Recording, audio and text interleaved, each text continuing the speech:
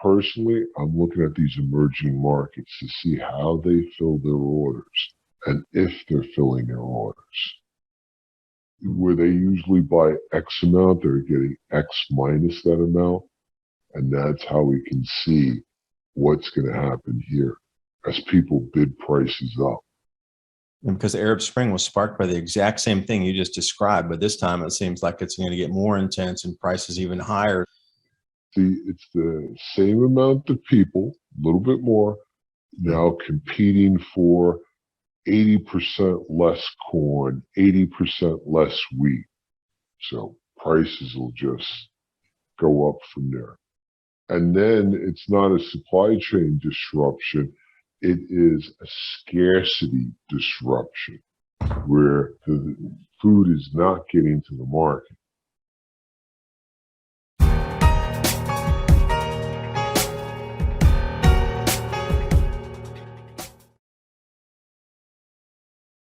And good afternoon, everyone. Special interview here from a retired 30-year grain trader decided to come to discuss what may happen with the prices as we see the world now in a grain deficit. Exportable commodities far less than they have been in what we consider the last 100 plus years, except for a world war. Take what you can out of the conversation in terms of information, and at the request of my contact, to keep the voice and information anonymous. Location, this is a very touchy subject, and it does seem that an enormous amount of people know what is happening, but this is being kept out of the media. So I am going to change the voice the best I can to remove distortion, but still give you a clear picture of what is happening. And I welcome you to Mini Ice Age Conversations podcast. The electricity, so it's really getting too expensive for them to produce then. Is that what I'm hearing? Well, no, what it is he has 3 grow houses in Oklahoma. And the grow houses, when he first built them, the electricity was really cheap, but now it's costing him like $24,000 a month. And, the price of wholesale marijuana has gone down, so it's really difficult for him now to make ends meet. Yeah, how many places is that going to occur across all business here? Hey, so anyway, I've been taking notes, getting ready for our talk here, and I'm thank you. I know no problem. You're super busy and everything, and I'm really trying to get this straight so I can talk smartly about moving forward. Okay, yeah, we'll go over everything. I've been hearing a lot of different growers that I know and those in the cattle industry in California talking about not being able to get rail traffic to send grains over to California. They had a 20% reduction, even though they bought 3 years forward out on rail capacity. They were nixed on their capacity. They just one day woke up and they're like, you're going to get a cut 20%. Correct me if I'm wrong here. So let's say a base company like Pillsbury or Cheerios or any of these Kraft and these kind of, multinational food manufacturers. If the CME or the Chicago Board of Exchange or CBOT cannot deliver the grains to people who want to buy them coming up here in September as the first delivery month coming in, what's going to happen to the actual rest of the business world? Because the way it was kind of phrased to me was, if those who are doing business cannot be guaranteed to at least get the base material for their operations to manufacture, if something's wrong with the futures market and they can't deliver, call force majeure, Humpty Dumpty breaks and it ain't coming back together again. And then business around the world is going to have to adjust to that, and farmers will too if they know they can't get the grains to offset for things that they might need to deliver on contract. Is there any base and merit to that? I mean, what would happen business structurally wise if the function and the form of the futures market changes because there's more people wanting to take physical delivery this year than there ever was in human history, apparently? Jamie Dimon, CEO of JP Morgan, warning economic hurricane. The worst is yet to come for Americans. Larry Summers forecast recession ahead, millions of layoffs, big tech companies like Tesla slashing 10% of the workforce, Morgan Stanley, Goldman Sachs warning market another 20% to fall, recession, Bloomberg Intelligence forecasting $2,500 gold by the end of the year.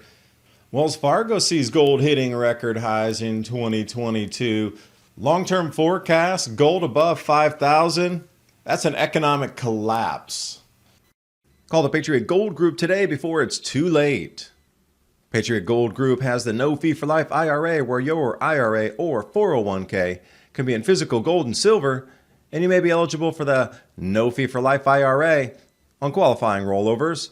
Call 1-800-356-4470 for a free investor guide today. And with the knowledge that Patriot Gold Group is Consumer Affairs' top-rated IRA gold dealer from 2016 to present, click on that link in the description box below. And now on with the video. You've had it before, like you said, force majeure. You had it in natural gas. You had it in cocoa going back a few years ago, where basically if they can't deliver, they'll invoke that clause. But now they still need the product. So where do they go get it? The problem begins, and this is where we march into September. Not March, but September. So once they get out of the paper contract and they invoke that, they still need the product to produce. So where do they get it now? That's the $50,000 question. Where do they get it? What they'll do is they'll go into the next month and they'll bid it up and try to do another delivery in the next month.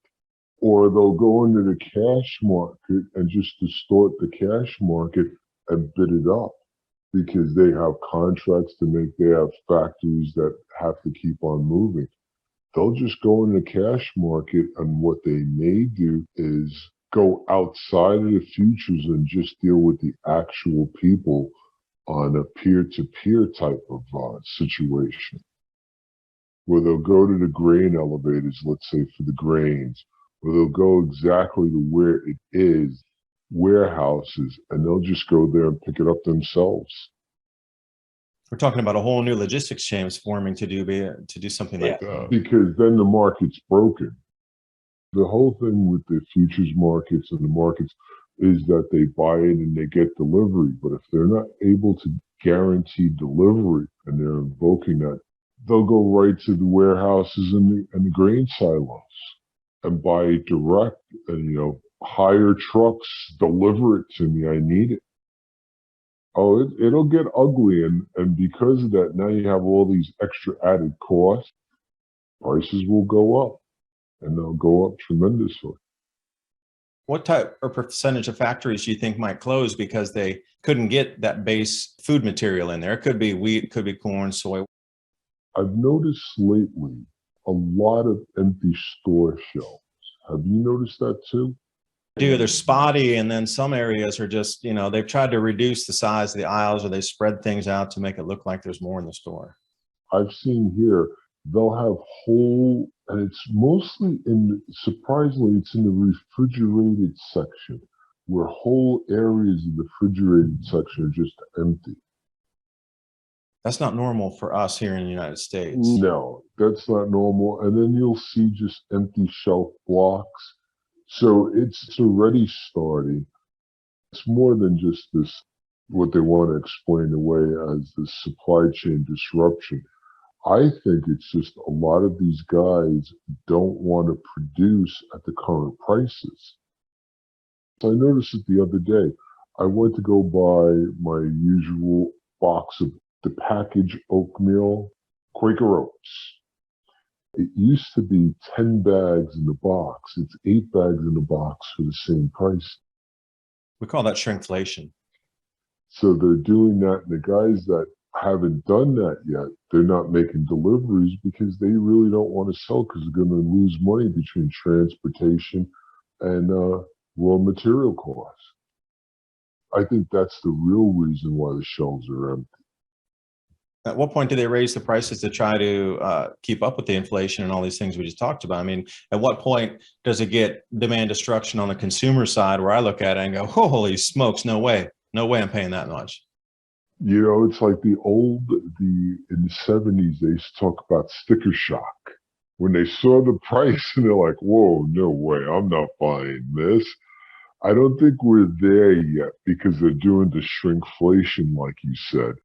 So they're keeping the prices the same. They're just shrinking the amount. After a while, they can only shrink so much. Then they're going to have to start upping the prices. Then we're right back over to the grains not getting delivered through the contract. So what happens to these holders of the contracts?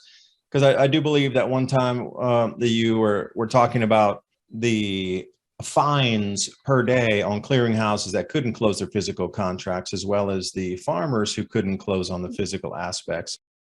If you can't deliver on the sell side, if you can't deliver on a futures contract, there's a massive fine per contract. It could be sometimes as much as $250,000, as I've seen for certain contracts.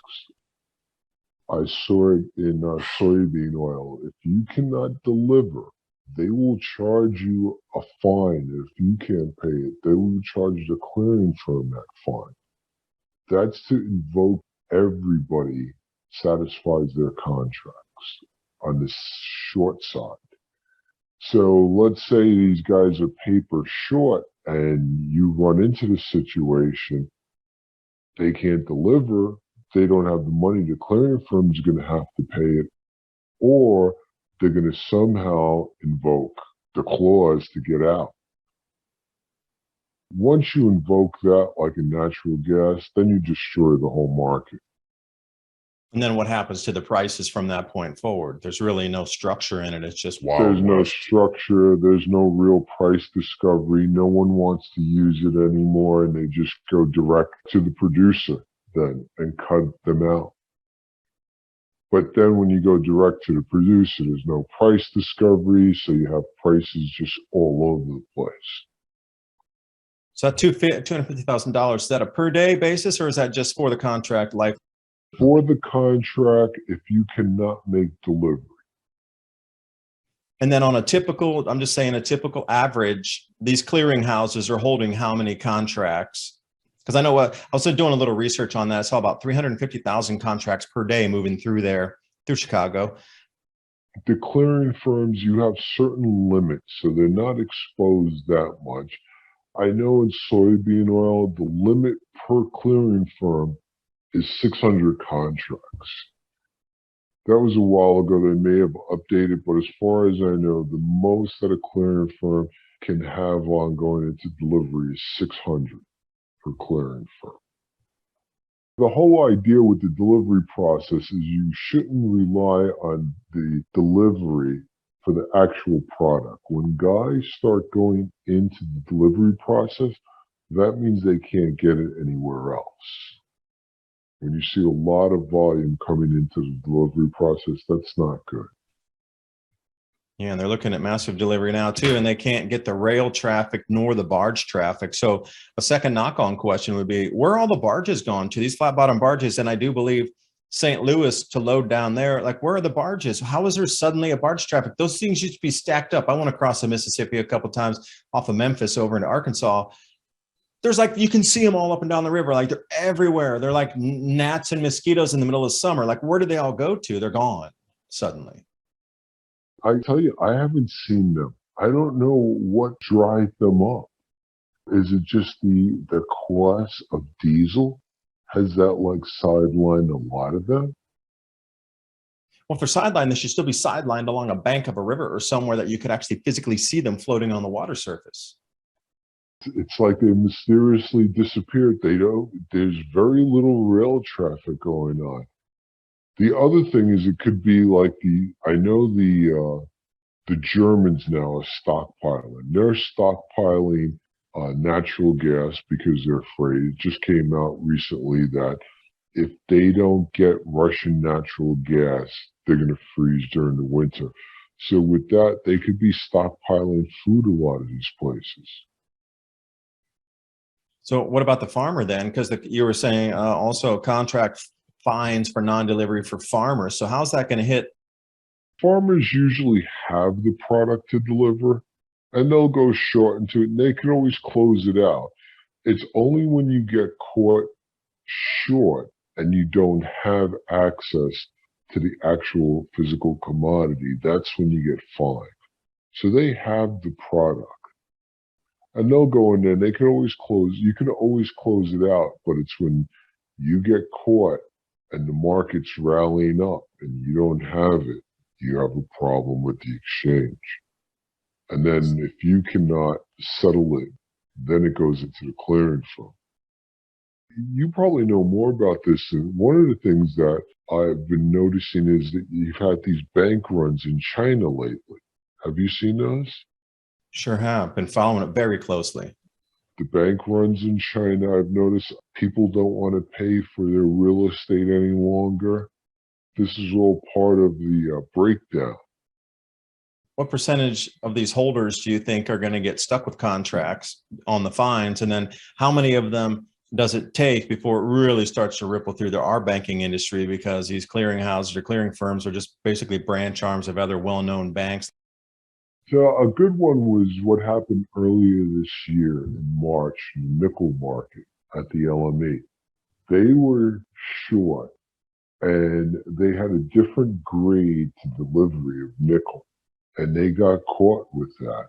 And the exchange basically had to shut the market down. I think they shut it down for a total of 7 trading days, so almost a week and a half. They shut down the trading there. And a lot of people lost a lot of money. There's lawsuits floating all over around the place now. And it's just a mess. And now no one wants to trade the product. And LME volume has gone down significantly. And there's this little device right here, 4-in-1 aircon. Electric companies don't want you to know about this. Put your ice and your water right in here. Turn on the fan and cool down. I use this when I go camping. If we have electric at the campsites, heat pump broke one time. We were waiting for 3 days, 90 degrees here in East Tennessee. Use this in our room and it actually did cool us down where we could get comfortably to sleep. Turn it on. That hum means cool air coming your way. Learn more by going to easysummercool.com. That link's in the description box below. And now on with the rest of the video. That was just one clearing firm with one metal product. Yeah, that was one clearing firm on one side, on the short side, and then all the longs that saw it coming, they couldn't make delivery. They didn't have it to deliver. No one would loan it to them to deliver. And the market just basically spiked up tremendously. I think it got as high as 125,000 a ton before they stopped. They had to stop trading. Yeah, that was like a 25x increase in a matter of days. It went from 3,000 or 4,000 up to 125,000. Yeah. What would you anticipate with grains doing the same thing? Okay, soybean or corn, or more on the corn, not so much the wheat in September, but no one really needs nickel. They're not going to eat nickel, but when we start getting into the foodstuffs that you can't make delivery, then it's going to get nuts.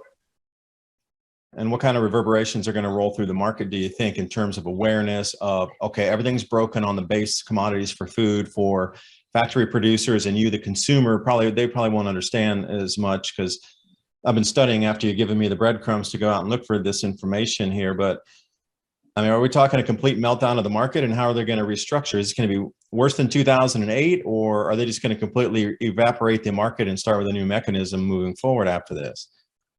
When food, what they may have to go to is they would have to go back just going direct to the producer. And that adds another whole other host of other costs where you can't hedge it. Farmer can't hedge it. They sign long-term contracts with maybe some clause that it'll go up. But here you have rising prices because of high inflation. Oh, it just becomes a mess. And then it's not a supply chain disruption. It is a scarcity disruption where the food is not getting to the market. Let's say we did go down that road and producers are going off and talking to individual farmers, buying silos of grain, et cetera. Then what happens to what was formerly the middleman of this whole mechanism that moves the grains around the world? Then what happens to that whole section of finance? Yeah, you have the middleman, you have the transportation sector. They just all start to get pushed out. But also, now they're only feeding the larger markets. They're not going to the other markets. So it's always nice to be next to farms. If you're next to farms, you should be fine because they'll always have it there, especially if there's a transportation problem. But in some of these big cities, they're not going to be. I think in New York is one. All the food there, I think it's 500 miles or more to transport to major markets. Like that becomes a nightmare for them. You could see it, and it's not even a food stuff. You could see it with Pampers, baby formula. Those things are already drying.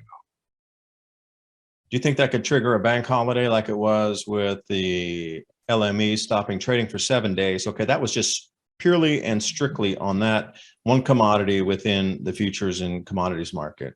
But do you think a meltdown like this on the food side could actually trigger something else much, much larger that would affect the entire financial system? It most definitely will spread because now you're going for the basic food stuff. Yeah. And I really don't want to see that, but I can envision us having food riots, food not showing up at supermarkets. It hits the supermarkets. What's a lag time how quickly would that manifest? I think we'll start to see it in the emerging market first. You'll see it. You'll see it break out in Egypt first. They're big grain buyers. Mm-hmm. Any place that's a big grain buyer, you'll see it first because they won't start filling orders there. We'll see it in those markets. Turkey, big grain buyers, big soybean buyers. We'll see it happen there first. Ukraine's a great example. They do supply Egypt with a lion's share of their imports for wheat. Now that's not available at all, and none of the corn's coming, and none of the sunflower, which they reliably use for cooking oils. So you're trying to go to a secondary market or a secondary supplier, and then they're all dried up because everybody ran to them at the exact same time. And then you go to that, third supplier, the tertiary supplier, and you just keep getting, okay, what are you going to come to my little farm over here and go, David, can we have your 2 acres of corn or something? Yeah, well, what'll happen is that the Egyptian authorities will have to continue to raise their prices at the second supplier and the third supplier. And that's going to make prices go up because the second supplier will say, well, I already have all my commitments. Egypt will say, well, we'll pay you 20% over, fill our order. And they're like, well, let me go back to this guy. And that guy says, no, contract states this, I'll pay you more. And then you just get a bidding war for food, which is a total catastrophe. That overlaps back into, with with the traders bidding it up for the next delivery month. So it doesn't matter. It seems like macro, micro are coming in the same exact circumstance. Mm-hmm. Exactly. It's going to become scary times, especially so. Like the first domino to fall will probably be Egypt, and then Turkey's another big buyer. Wherever they are on the edge, the emerging market that buys stuff, they're going to all compete for whatever's left over now that the Russians have taken that supply off the market. So if we're looking at delivery months here, you'd mentioned September and December as big as some of the most major delivery months that are out there. And November for beans. We'll start to see those, and we'll see how this delivery goes. Personally, I'm looking at these emerging markets to see how they fill their orders and if they're filling their orders. Where they usually buy X amount, they're getting X minus that amount. And that's how we can see what's going to happen here as people bid prices up. And because the Arab Spring was sparked by the exact same thing you just described, but this time it seems like it's going to get more intense and prices even higher. The same amount of people, a little bit more, now competing for 80% less corn, 80% less wheat. So prices will just go up from there. And then you're going to get a lot of hoarding from countries. I saw as soon as some of the grain producers in Europe, some of the smaller ones, they said they're not going to be exporting. They're going to keep it internal because they're afraid for their own food safety. So they're not going to export. You're going to get more of that. You know, that export embargo, once that starts to take hold, well, the food nationalism is another term I've heard that called. At what point do we get where every nation's like, no, what we grow is what we keep. We don't want to get into food riots too. So you know what? Exactly. Sorry, man, we can't deliver to you. Yep. So we can't fill your order. Sorry about that. And they start going down the list. As they go down the list, they're bidding the market up. But, you know, let's go 50% over market prices, I'll pay. Do you think that we could come into a time where it'll actually go from, I'm not talking forever, but a couple of weeks where the globe will say everybody had stopped exporting, where there's a complete lockup for a week or two? I wouldn't anticipate it for months, plural, but until something dislodges at that point. Do you think it could go to that point where everything's nationalism, export embargoes on every nation, and then finally there's some kind of tilt and the pendulum swings the other way? I could see them if things get really tight coming into the emerging market buyers. Yeah, they'll become very nationalistic. They don't want to export any grains, any livestock, anything, because they're worried for their own community melting down. So they'll just start to hoard on a national basis. At least we have all this milk and cheese that's in storage. Yeah, just like the strategic oil reserves, we have the strategic food reserve. I think they had 1 billion pounds of butter, but in reality, who's going to get access to that? If really there is a meltdown and a non-delivery, and we're talking, everything's playing out as you and I are sort of talking here, at what point do they release those food reserves, and then who gets privy to it? Are they going to take it out and then deliver it off to your local Kroger or Ingles or whatever your local store is, Food Lion, or I don't know, there's a million stores. Or is it only going to be for Costco and that's it? They'll probably do is I remember in the 70s and the 80s, they did do the milk, cheese, and butter.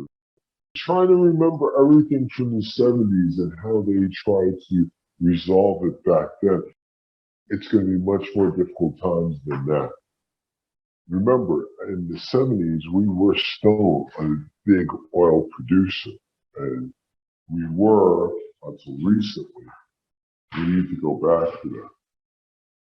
Yeah, so the timeline of when these holders of the contracts are going to hit the force majeure or hit the non-delivery, and what's that one lever that's going to tip everything into the full. We don't use the traditional markets anymore. We can't rely on them, so they're going to move over to direct supply. Like, what's that trigger event that would set that cascade off?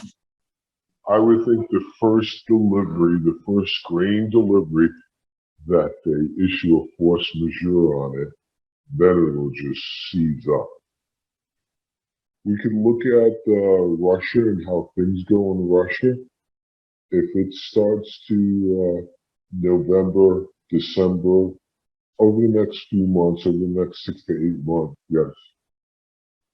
So how would people get ready? What would you buy if you were going to be just a regular person prepping for this event and you know it's inbound at some point? You know, what kind of things would you think about getting to protect yourself and your family? I mean, you got family. What would you be buying to get you all ready over there? Just what I've been doing already, getting all the basic necessities and stocking up as much as I can, putting anywhere I can. Canned food, flour.